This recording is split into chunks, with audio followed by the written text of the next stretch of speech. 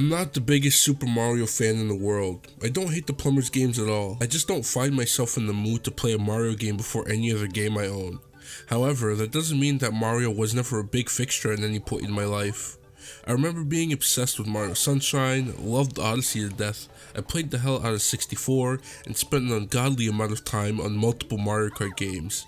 DS Mario games were in heavy rotation in my younger years, and alongside other games like Sonic and Pokemon, New Super Mario Bros. Had me in a chokehold as a kid.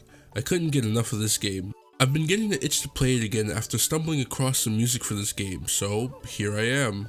Does this game stand the test of time? It only just hit me that this game came out 17 years ago. The one thing about most Mario games that I've always respected is that they keep the story very simple, only adding a few twists to liven up the experience for those playing the game. The story of New Super Mario Bros. Sees Bowser Jr. kidnap Princess Peach after distracting Mario, who thought there was an attack on the Mushroom Kingdom castle.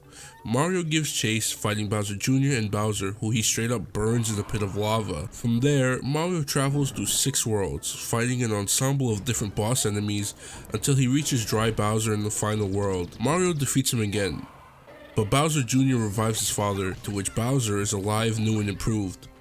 Mario defeats the father-son duo and rescues Peach. An amazingly simple story, and I don't have much to say about it.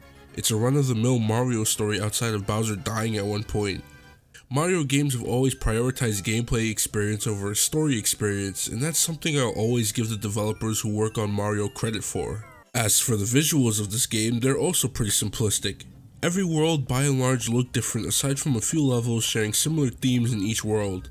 A lot of the classic Mario level themes are here, seeing as how this game takes heavy inspiration from classics like Super Mario World. You've got your Mushroom Kingdom, desert level, tropical, poisonous forest, snow, haunted houses, cloud levels, and volcanic levels. This is a DS game at the end of the day, so you can see its age seeping through its visuals, but it still holds up well in my opinion. The music for this game is fantastic. A good mix of atmospheric to catchy bop stands perfectly in line with the visuals of each level in this game. We all know that iconic piece of music from World 1-1, right? I love this song so much it made it my ringtone.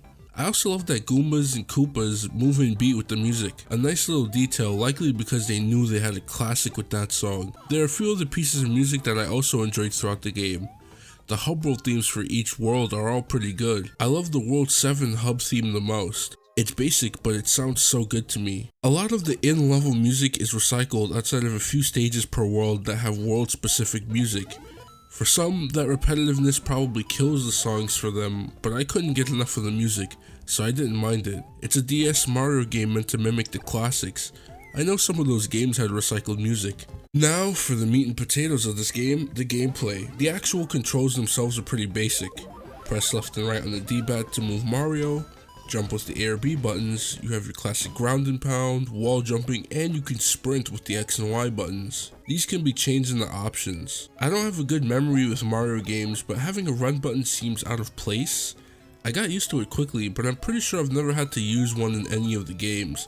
But then again, I haven't played a Mario game in half a decade, so I'm positive that I'm talking out of my ass here. Feel free to correct me in the comments.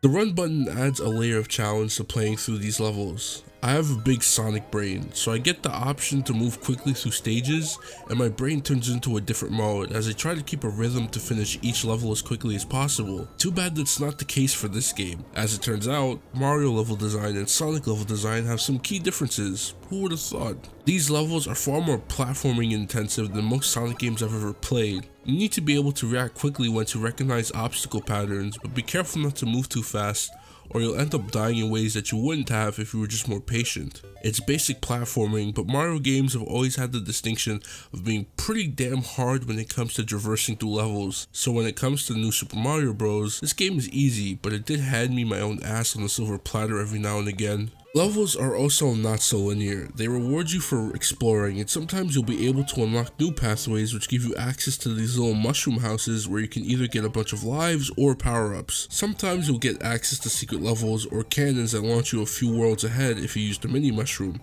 a tiny blue mushroom that makes Mario shrink like that one episode of SpongeBob. Inside each level there are 3 large coins you must find to unlock some of these mushroom houses. The best thing about these places is that they don't leave after you've used them, so you can spam lives and manipulate the roulette to stock up on whatever power-ups you want to help you progress through the game at a faster pace. which is exactly what I did. There are about 5 power-ups in total: Super Mushroom, Mega Mushroom, Blue Shell, Fire Flower, and Mini Mushroom. If you're already using a power-up, whatever extra one you get will either give you 1,000 points or be stocked on the bottom screen, which you can tap to activate. I remember the Blue Shell being my favorite power-up, and it still is. It's so much fun even though I'm ricocheting all over the place. Anyway, finding these coins aren't hard, and you'll find that you can stack them up quickly while never breaking pace. Spending all these coins and beating the game allows you to change the theme of this menu on the bottom, which also allows you to warp to different worlds after completing them. You can also play as Luigi, but I could not for the life of me get this trigger to work. It literally shows you what to do at the end of the game, and I did it. You're literally seeing sped up footage of me attempting this for about 4 minutes straight before giving up. If you don't feel like playing the main game, you could play a bunch of different mini games, but I don't care too much for these.